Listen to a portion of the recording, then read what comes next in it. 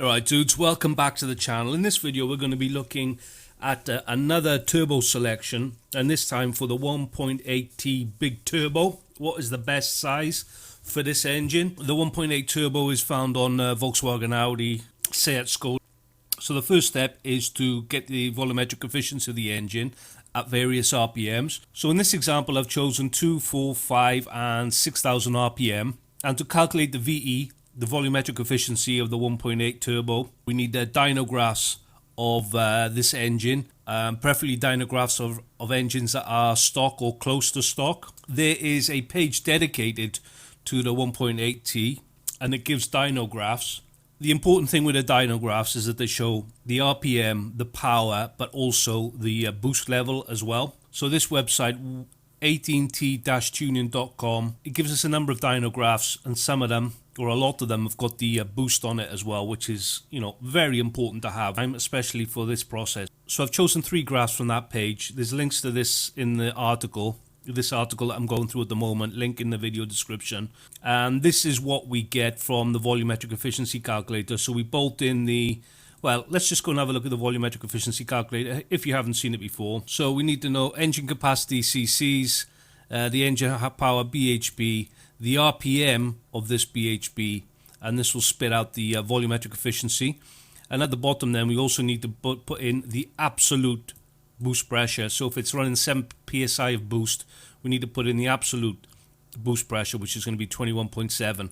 Once we do that, it spits out the VE, the hypothetical VE for the engine without the turbo connected, which is what we need. So when we do that for these 3 dynographs, I've given a little bit of information here about the modifications to the car. If you want to see what images they are, it's item 4, item 5 and item 7 in those photos. I'll just do the first one as an example. So we bolt in 75 horsepower at 2000 RPM. The car was making 7.5 psi of boost, and that gives us a VE of 0.98. Do the same thing again for 4000 RPM. It gives us 0.91. So we take all these numbers and we get our sort of average volumetric efficiency. So what we came up with was at 2000 RPM we're going to use like 0.8. At 4000 we're going to use 0.91. At 5000 RPM we're going to call it 0.88. And at 6000 RPM we're going to call it 0.78. Because the turbo looks to be a restriction, so that's not giving us the true picture of the volumetric efficiency of the engine. Now we've got the volumetric efficiency, we can go to the turbo size calculator. We've got the volumetric efficiency that we've just calculated, the RPM of that volumetric efficiency, the boost that we want to achieve at that RPM, the ambient air pressure, so that's standard 14.7, change that if you think you need to, engine capacity in litres, so for the 1.8 turbo it's going to be 1.8 here, and then this is going to give us the pressure ratio, the CFM and the pounds per minute airflow. So we note down these numbers, these 3 numbers, and the RPM that they occur at, both into a little table here. So these are the numbers that it gives us. So at 3000 RPM we've said that we want to get 7 psi of boost by then. The volumetric efficiency of the calculator we've said was around 0.85.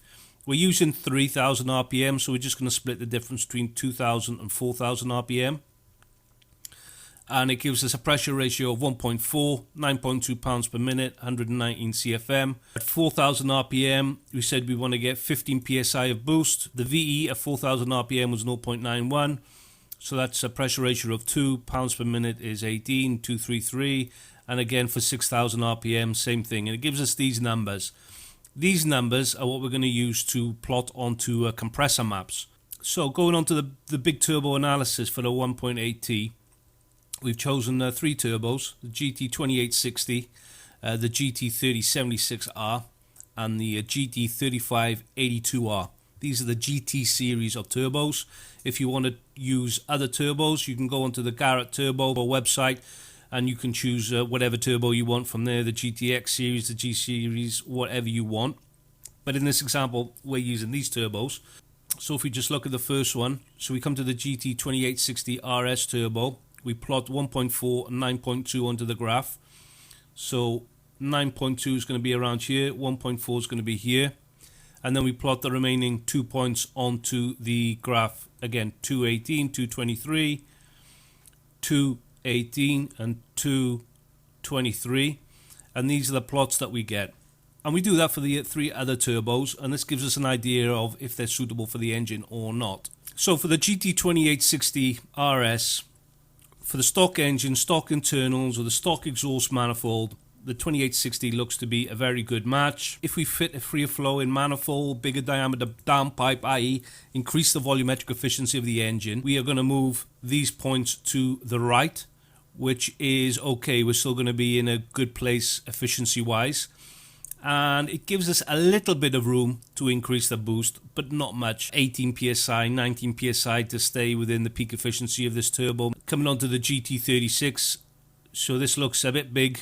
We are to the left of the efficiency islands, and we're very close to the surge line at low RPM. We want all these points to be to the right of this line, so this looks a little bit big.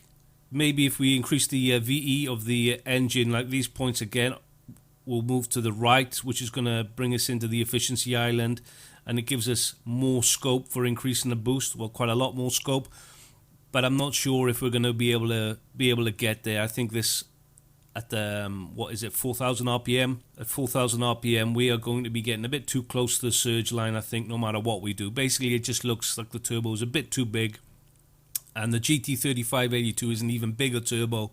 So you can see we're well out of the surge line here, which makes this turbo an absolute no-go for this engine. And I'd say even if you increase the volumetric efficiency, you know, how much are we going to increase it by realistically? I think we're still going to be outside the peak efficiency by an unacceptable amount. So this, for me, is a no-go, the 3582.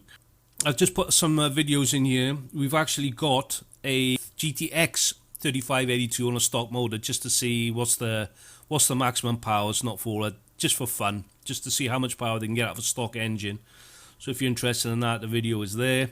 All those turbos look a bit big except for the GT2860 RS, but if we're looking to increase the boost pressure, it's kind of not really suitable for that.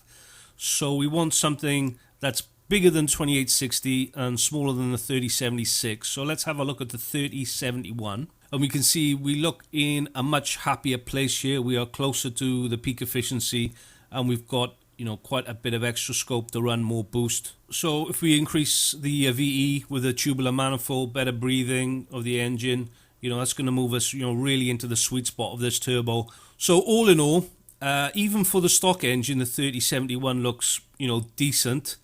And it gives us plenty of headroom if we want to go for more power later. Sure, it's probably not going to give us the same amount of response lower down as the 2860, but we are limited with the 2860. So it's really all down to what your plans are for the engine. If you want to maintain stock boost pressure and you don't want to do any more than that, then the 2860 looks fantastic. If you want to put in a future-proof the engine a little bit, you know, keep your options open, then a 3071 looks like a really good way to go. I've put in another video here. Someone's running a GT3071 on a 1.8 turbo. This one is making a huge 449 horsepower, 400 pounds-foot of torque. And there's another one here, but they're running a GTX 3071, so that's just like newer technology. Same guys as did the 3582 video here. I don't think Precision give compressor maps, so it's impossible to do this analysis, including a Precision turbo, unfortunately. Just to note, all the power and torque figures that are given assume we can maintain the volumetric efficiency at the higher horsepower. So we're assuming that the cams are not an issue, that the catalyst is not an issue, that we don't have any other restrictions, the intercooler's alright, etc, etc. And the power is at the flywheel, not the wheels. So how much extra power can we get from the big turbo?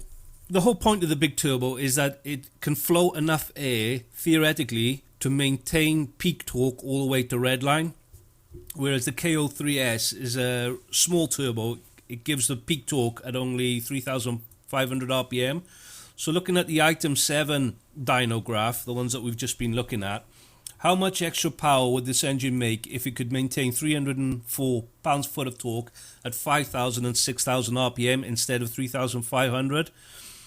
If we bolt into the calculator, put a link in the description, there's a torque to power calculator on the Strike Engine website. If we can maintain 304 pounds-foot of torque at 5,000 RPM, this would give us a power figure of 289 horsepower, which is a 59 horsepower increase over the KO3S. And if we bolt in the 304 pounds-foot at 6,000 RPM, we get a horsepower number of 347 horsepower. So that's a massive increase of 117 horsepower increase over the KO3S at the same boost pressure, theoretically.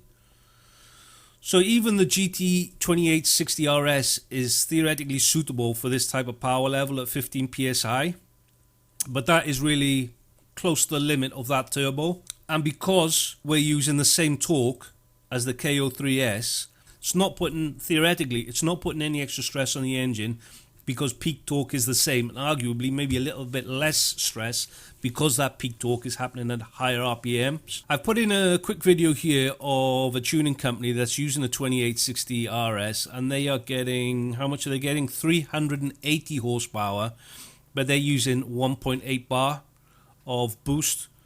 But that's, in my opinion, from this compressor graph there, that's right at the ragged. They're just beyond the efficiency of the 2860. I mean, they're up here somewhere, but it just shows what's possible if you can maintain RPM, if you can maintain torque at higher RPM. If we go on to the 3071, which gives us a bit of extra headroom for using more boost at higher RPM. So let's say we increase the boost to 21 psi, a 20% increase in absolute pressure. If we increase the torque number by the same amount, i.e. 20% at 6,000 RPM, this gives us a peak torque of 364 pounds-foot of torque. And again, if we bolted these numbers into the torque to power calculator, we get a power figure of 415 brake horsepower at 6,000 RPM just by increasing the boost by 5 or 6 psi. That's a massive 180 horsepower increase over the KO3S for just a 7 psi increase in boost. So you can see how much benefit, how much more power you can get if you run a properly sized turbo over the stock ones. Sure, you're not going to be getting full boost at 1,500, 2,000 RPM, but we get paid back in spades at higher RPM. We can get much more power out of the engine, assuming we've got all the other things that we need to do, the supporting mods. This video is just about the turbo and what potential they can give you.